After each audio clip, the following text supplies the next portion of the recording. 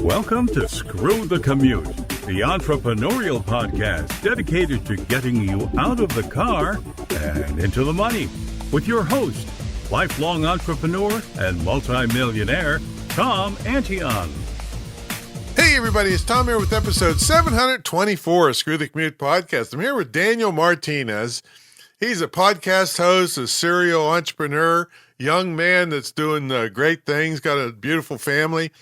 And he came from, I would say, part humble beginnings, part cool humble beginnings, because he was shots in his backyard, right? But in I think Chicago, but then he went to private school because his parents sacrificed for him. So very interesting story. We'll bring him on in a minute. Hope you didn't miss episode 723.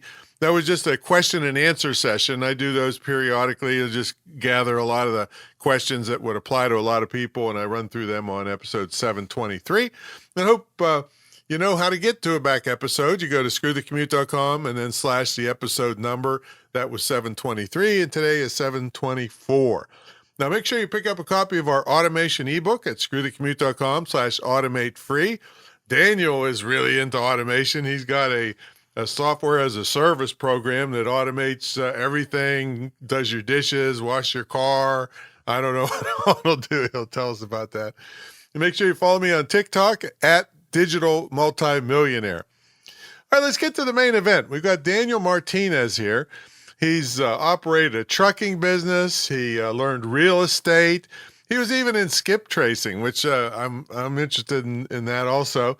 And he's a podcast host, and the Hive Mind is called. So when we tell him, figure out how he came up with that name. And he's got this software as a service company and helps business automate their marketing. But he also does this really cool method of real estate investing. So we're going to hear about that. So Daniel, are you ready to screw the commute? Yes, I'm ready to screw. Yes. All right. Well, good to have you on. I was proud to be on your show. Tell them how about your podcast. So my podcast is called Hive with Us podcast, HIVE with us. We covered land, entrepreneurship, real estate, a little bit of everything, a little bit of business, a little bit of sales. Cover all the stuff you need to know in business. There you go. So check it out, folks. Yeah, listen to a couple episodes. It's some cool tips on there. So there were shots in your backyard. Is that when you grew up? What's that about? So I remember I was probably like 8 or 9 years old. I grew up outside Chicago, and Chicago's a really rough city if you've heard or read the news about it. Mm-hmm. But I actually lived in Indiana, which is like 45 miles away, but Chicago just extends really, really far, really deep into other states. But yeah, I remember there was a lot of gang activity on my block, and we lived in the house for my parents still own that house, and they've owned it for about almost 30 years. And my mom still lives there, but it was rough when we were growing up. And I remember shots being fired in the backyard, and people chasing each other down my alleyway. Yikes! So I've experienced a little bit of gun violence here and there for different situations. But you went to private school, though, right? Yeah, I went to a private school. We used to. Since I lived so close to Chicago, my dad used to work road construction. Mm-hmm. So he'd commute to Chicago every day for 25 years. Wow. And I'd go the other direction to a private school. So I was the youngest of four boys. And my mom used to take us to school when we were all younger. And then once my oldest brother got his permit, he drove us. And then my other brother drove us. And then my other brother drove us. So it's kind of a little pass down of the car type thing. Yeah, it was almost a trucking business just using a car. Yeah. Yeah, pretty much. So they it sounds like they sacrificed quite a bit for you boys. 100%. Yeah, I would not be here if it wasn't for my parents, because they really did sacrifice a lot for us, sending us to a private school. We had a different life that a lot of my cousins didn't afford to. I've lost cousins and family members to gun violence and gang violence in Chicago. So it's just I've had a different life for that reason. Well, also you can probably read too, where most kids in Chicago can't, apparently, from what we see on the news with the they looked at the public schools and the kids can't read, they can't do math. Oh man. So yeah, they really did you a favor. I wonder how they got that insight, as a, working family to do that for you. It was my mom. My mom, she grew up in Chicago, and she's seen what her family was doing.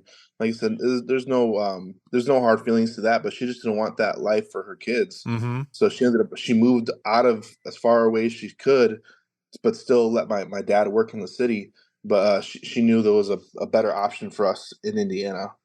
Yeah, that's boy, wonderful, wonderful. It's usually when you see a good kid, usually you see good parents. Sometimes, they had rotten parents and they decided not to be like the parents and they turned good. So good for you. Now, so you've been in a lot of stuff, but I'm intrigued with this skip tracing stuff because I do have a TV show in development in Hollywood called Scam Brigade, where we go after bad people that rob people. Mm-hmm. And sometimes they hide. So I'm always interested in this topic. So how did you get into that? It's based off Well, of tell the people what that is, first of all, skip tracing. Okay, yeah, true. All right, so skip tracing is like the process of getting phone numbers and updated mailing addresses from people that you can't find. So sometimes people just fall off the map and they'll try and go off the grid or whatever, or they'll move, or they move a lot. So skip tracing is like the process of finding out their updated phone number, their updated address. How'd you learn to do that?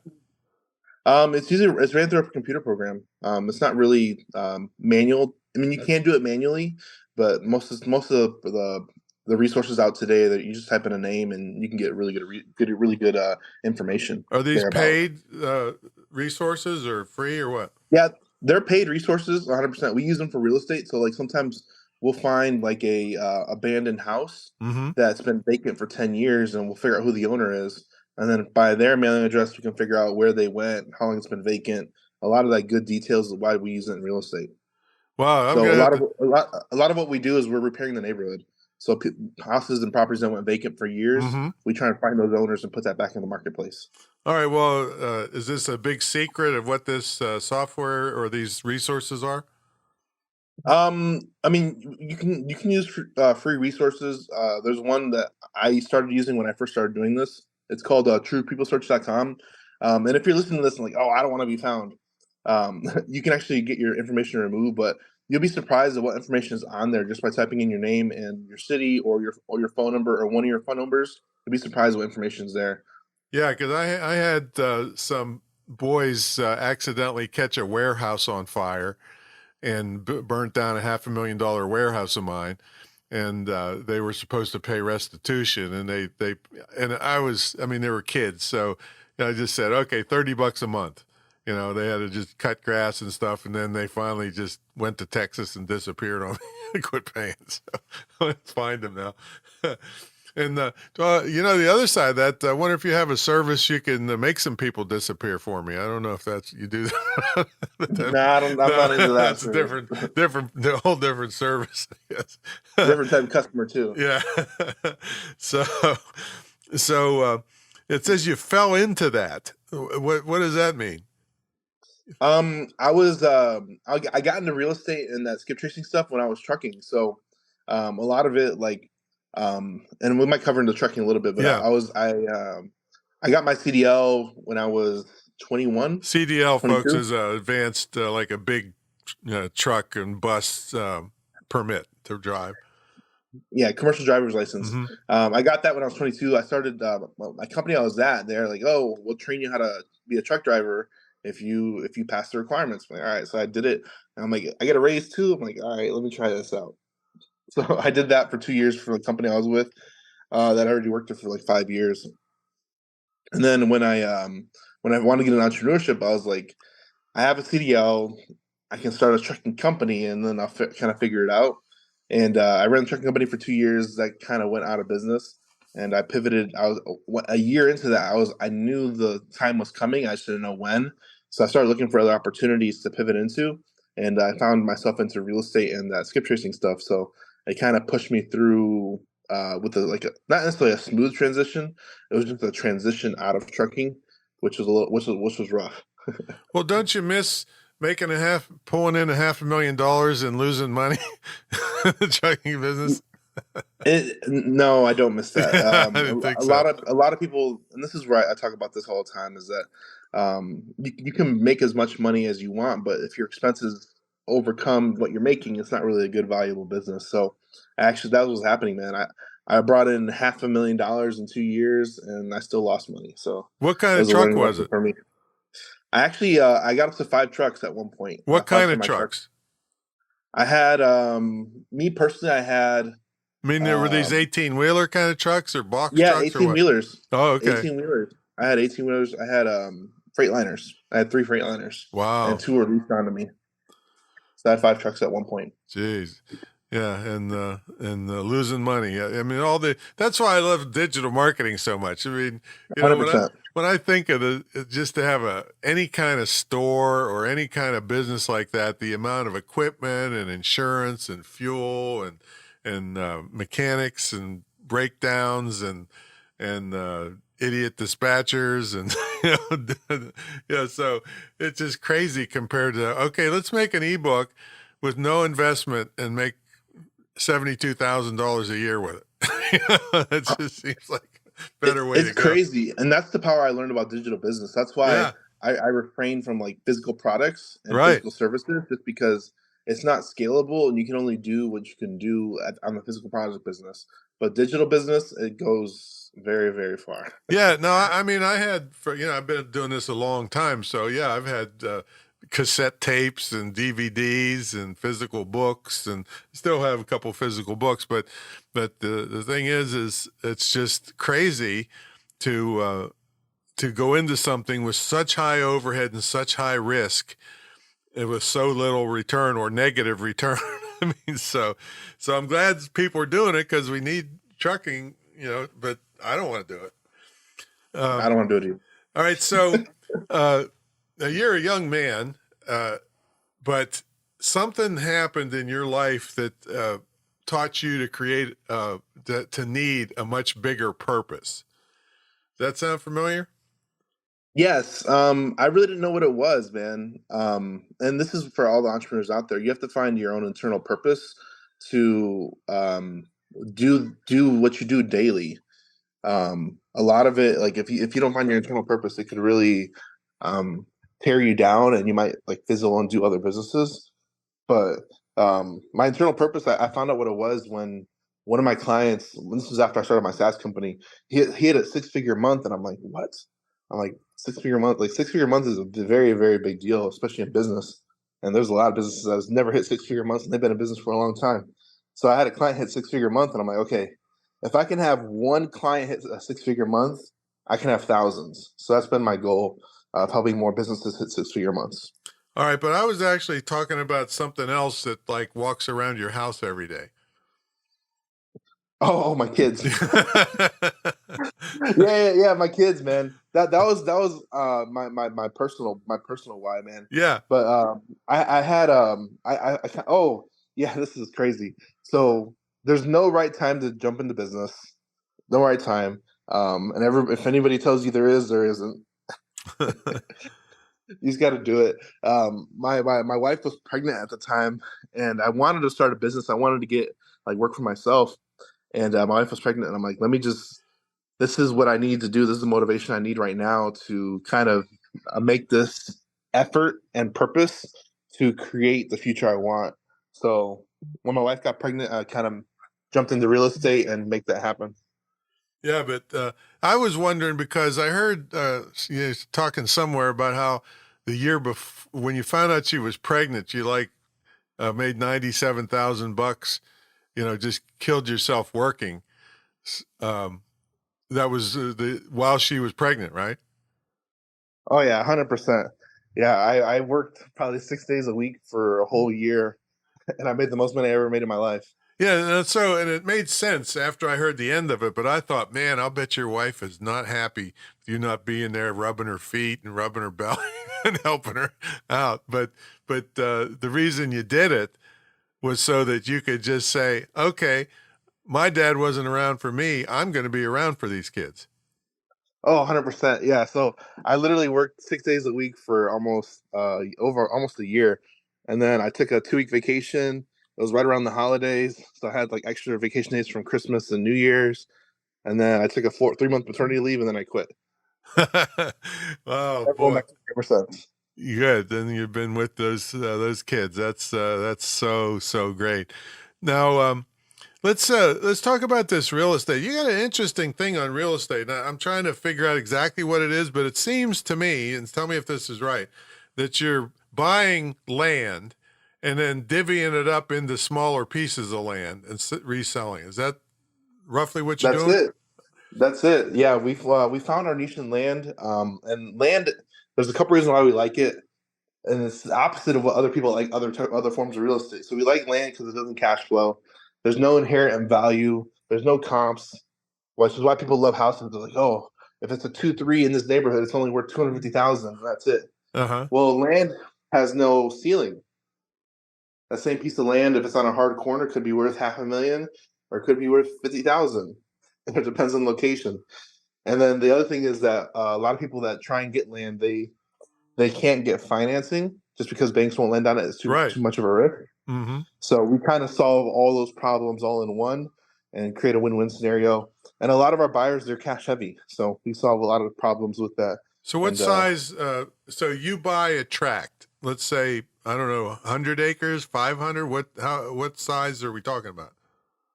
Right now we're looking at anything over 100 acres. Of over 100 We're acres. probably gonna make. I'll tell you our first example. We're trying to make an offer on like 700 acres this week. That we found cold calling this past weekend. But our first deal we did was 107 acres. We subdivided it into 11 lots, and then we sold all those off. And we ended up making like 200,000 in notes, 200K in cash. And that was our first deal. It took us about 9 to 12 months to complete it. So we kind of found our little niche, and we've been kind of digging into the land subdividing strategy for a long time now. All right, what's the process to get a piece of land subdivided? What do you have to do? It's just a lot of paperwork. Sometimes you have to get an engineer, surveys. There's a lot of like upfront costs you have to do. But once you figure out all that paperwork, you can make a lot of money on the back end. So what would it cost to get it ready for a 100-acre tract? A 100-acre tract might cost $35,000 for surveys. It might cost engineering might cost another 20 to 30 grand. What's the engineering part? What is that? What do they do? The engineers cut up and set up your lot lines, and then the surveys confirm it. Okay, so they divide the thing up into little like a puzzle kind of thing, and then based off of county code. Oh, okay. So it has to be certain sizes and stuff depending on where it is. Correct. Okay. All right. So how many? What's the typical size of these lots? We've done this a bunch of different ways. So right now, the first one we did was 107 acres. We have 2 that are almost complete. One's 150, the other one is 60, and then we're working on a 10-acre. We're subdividing it into 1-acre lots, and then we just like I said, we're making an offer on another one that's 700. Same idea. So roughly, so the lots are usually about an acre or more. It depends on the area. So like usually we're doing this in Texas, so we have to do over 10 acres. Okay. We have to do over 10 acres. But like this small one we have in it's about 10 acres. Where it's at, we can do 1 acres. So we're subdividing that into 1-acre lots. So maybe it depends on location. Maybe you could go down to the border and like subdivide different places for the cartels to come in. You know, it's really bad down there. So you're not anywhere near that, are you? No. We not that we stay away from the border. It's just right now the hottest parts in Texas, and I'm sure everybody knows listening to this, is Austin, Houston, Dallas, San Antonio, and anything in the middle. So you do a lot in Texas. You know Texas pretty well, because I was actually looking at. I went on this website that I think they sell ranches or stuff, and so I was looking at 1,000 acres or more. I like my seclusion, put it that way. So what are the perils of buying a big lot I was thinking about 1,000 acres or so in Texas. The big peril is you're gonna have to you're gonna have to hold it for a long time, and if you hopefully you bought it in an up and coming area, or else you might not see any money or return in a long time. So that's why our strategy is like buy and cut up and flip. So we're not holding these things for a long time. But what if We're you holding just it for the wanted to live there? I mean, you have to oh worry about if rattles you and go hunting and stuff like that. if you just wanted to live there, I mean, if you have the money and I can afford to, you can pretty much find anywhere.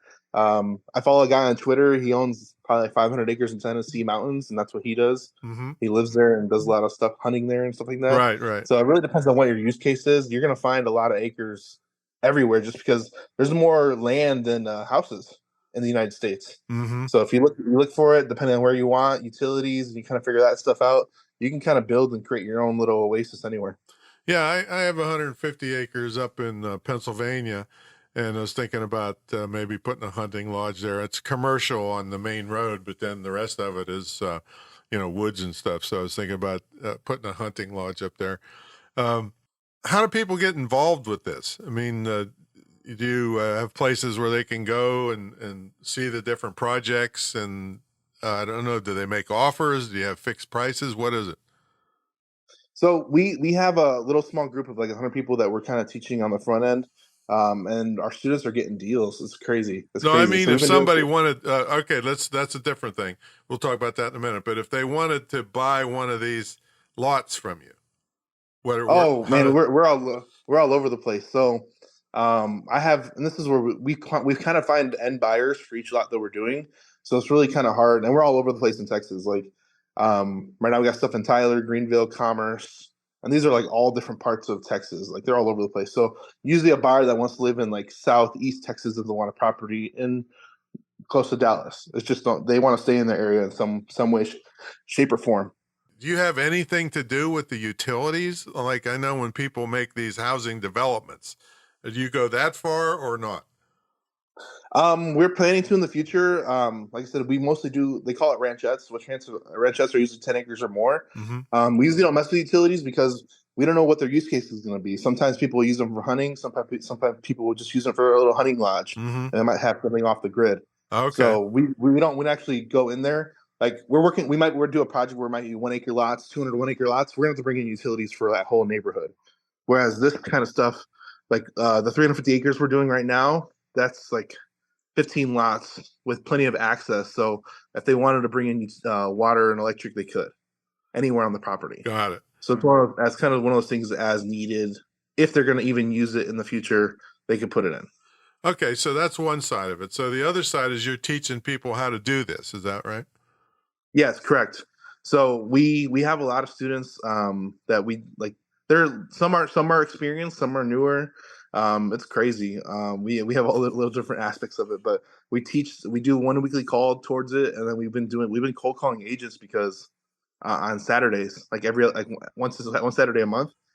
So we've been cold calling agents, just trying to pick up stuff off the MLS because there's so many deals out there. You just look for something that's been sitting there on there. Like the deal we found this past Saturday was on Mm-hmm. the MLS almost a year, and it looks like a deal for us for what we do, and it's been the MLS for a year. No marketing. We just cold call on a Saturday. One of our students found it, and then we're gonna try and make offer this week on it. We had And, somebody go view it and get drone shots yesterday. and they sit there because there's people have to have cash to buy it. Is that pretty much? Well, it's one of two things. So, like this property, they have 700 acres. They want like 10 million for it across 700 acres. So, people that have $10 million is very, very small, Right. and people that have the knowledge that we do to subdivide is even smaller. So, it's gonna sit there till somebody like us comes along or cash heavy that's just gonna buy and sit on it. Mm-hmm. So, we literally bring and this is why like I think our purpose is for the land business. I think it's important to have like your like miniature purpose for each business. So our purpose is for this is that we take unobtainable land that's not necessarily overpriced, but priced out of their price point, and then we cut it down to affordable pricing for an Right. individual. Right. But to buy your students, do they have to have the cash to buy it up front? They can't get financing on it, right? No, we're helping them with all that. We're I helping them mean, with but I thought you negotiation. said land was hard because nobody wants to finance it without a building on it. So that's the key point of our strategy Mm-hmm. is we have financing, we have our own lenders. We're teaching our students to go find them because the more our students like everybody in real estate, the hardest thing sometimes is just to find the deal. Mm-hmm. So we're teaching them how to find it, and then they bring it to us. We'll essentially do the negotiations, we'll do the closing, we'll do the whole setup for them, and show them how we do what we do just by them finding the lead. Mm-hmm. But they can. But you're saying that the right person can finance some of these initial acquisitions. Yes, and it's all about being creative too. So like that 107 acres we did, Mm-hmm. we got that property. It was $1,070,000 purchase. We got that with $200,000 down. So Mm-hmm. we ended up using one of our private lenders to put the $200,000 down, and then we had a 2-month balloon with the seller, and we ended up paying them off in 9 months. So we use a lot of creative structuring Did you to kind say of a make that deal. 2-month or a 2-year? 2 year, Yeah, 2 year yeah. You balloon. said 2 month. I'm thinking, well, that's not going to work out good. Yeah, Okay. we did a 2 year balloon with that one, and like I said, depending on the purchase price, the land, what it's worth, and how long it's going to take to do it, like we try and get like a year on it, and that way we can kind of uh, s- sell the properties, find buyers for it, kind of do all the paperwork on the back end, and then whenever we have to buy it, we already have everything in place. All right, beautiful. All right, well, we got to take a brief sponsor break. When we come back, we'll get Daniel to tell us how you can learn about his training and be involved. So folks, about 25 years ago or so, I kind of turned the internet marketing guru world on its head, in that people at my level were charging 50 or 100 grand up front to teach what they knew. And I knew a lot of these people. They'd be hiding out in Texas somewhere. If you gave them 50 grand up front, they'd never help you. So I said, that's too risky. I'm gonna charge like an entry fee and then tie my success to your success. So for me to get my 50 grand, you have to net 200 grand. Well, people really liked this because they knew I wouldn't disappear on them. And 1,800 students later, they're still going strong. We have the longest running, most unique, most successful internet and digital marketing mentor program ever. And I always triple dog dare anybody to put their program up against mine. Nobody will do it because they'd be embarrassed, because I'm a crazy fanatic. You have a immersion weekend where you actually live in this estate with me in Virginia Beach. We have our own TV studio. I shoot your marketing videos. It's all one-on-one. You don't get lumped in with people more advanced or less advanced. You also get a scholarship to my school, which is the only licensed, dedicated internet and digital marketing school in the country, probably the world. And you can either use it yourself for extra training or gift it to someone and keep them from these stupid 4-year colleges where they, just teach them how to protest. So check it out. No high pressure here. I'm very accessible. Check it out at greatinternetmarketingtraining.com. Greatinternetmarketingtraining.com. Well, let's get back to the main event. We've got a guy here that hates trucking. His name is Daniel Martinez, and he's a serial entrepreneur. Been into a lot of cool stuff, but this real estate thing is really unique. And so tell us a little bit about your daily schedule, though, Daniel, and then tell us how they can be involved. My daily schedule is kind of crazy, but I focus a lot on my daily schedule to podcasting. It's Okay. really Yeah. Because it builds the brand, it builds the foundation of what we're doing. I do some real estate on the side. Like right now, I'm selling some lots in Tyler, so I do real estate as well. But a lot of my main focus is going to the real estate side, and of course the family side too. But and the podcasting. But that's kind of my daily schedule. It's pretty flux. I do maybe like 4 to 6 hours of work a day. All right, but do you get But up early? Do you have a morning routine? Tell us your entrepreneurial lifestyle, and then you got kids and all that. I've been doing this deal with my wife ever since the babies were born. I take night shift, she takes morning shift, so that's kind of how I do. That's kind of how I still run it. So I actually sleep in every morning Oh, pretty good. much, unless I have the kids. So my wife's out of town right now, so I kind of woke up with the kids this morning, made them breakfast. But usually my wife does breakfast, and then I'll usually handle lunch if I'm available too, and then I'll cook dinner once in a while, and then I always put the kids to bed at night. So I take the nightly routine, and then that's how it worked for me when they were born too. So I used to take the like 9 p.m. to 3 a.m. shift. Oh, wow. actually real estate, do you actually go and have to show lots and stuff? No, and that's the beauty about what I do. We do a lot of stuff virtually, Mm-hmm. and then the other part is my partner is actually that belly to belly salesperson, so I just help with the back end. Got So it. I'm more tech savvy, not necessarily negotiations, but the number side of things, Mm-hmm. and that's what I do. I kind of do the back end side of the real estate, run the automations, run the software company, and then my partner does the belly to belly stuff, sales calls, and he lives in Texas, so Is it's the beauty he about your it. brother? No, it's my I'm trying to hire my brother Oh, for this year. But okay. that's why it came out like that. But he's been my partner for 2 years. Okay. So how do people get involved with your training? So you can actually text LAND to 210-972-1842, or you can go to milliondollarlandmastermind.com. $1 Million Land Mastermind. And slow down on the text thing. What is it? It's text LAND LAND to 210-972-1842.